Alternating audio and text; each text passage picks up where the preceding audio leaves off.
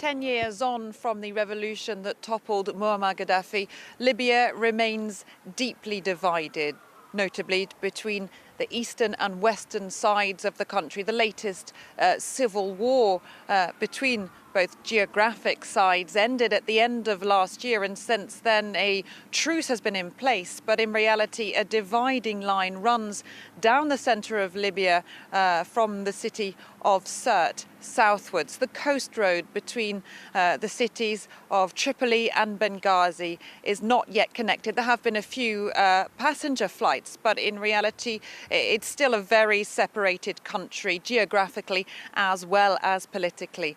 The multitude of armed groups and factions that have been basically ruling the roost in Libya for most of the past 10 years are still very much the power brokers in the country 10 years after the revolution.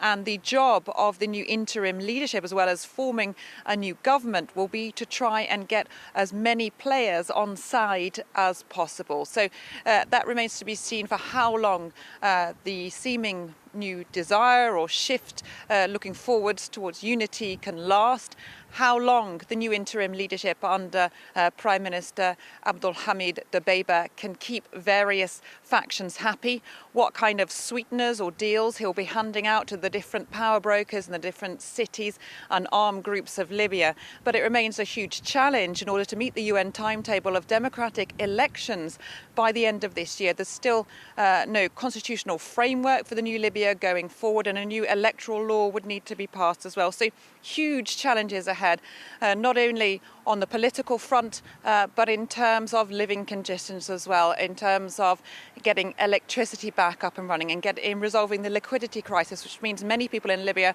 are still not able to withdraw enough cash in order to be able to live as they would wish to do so. 10 years on from the revolution, there is a muted optimism on the streets of Tripoli, but many people say huge challenges remain going forward, and some of them, when asked whether if they had the chance again to go back and fight in the revolution, many of them openly now say they're not sure they would do so.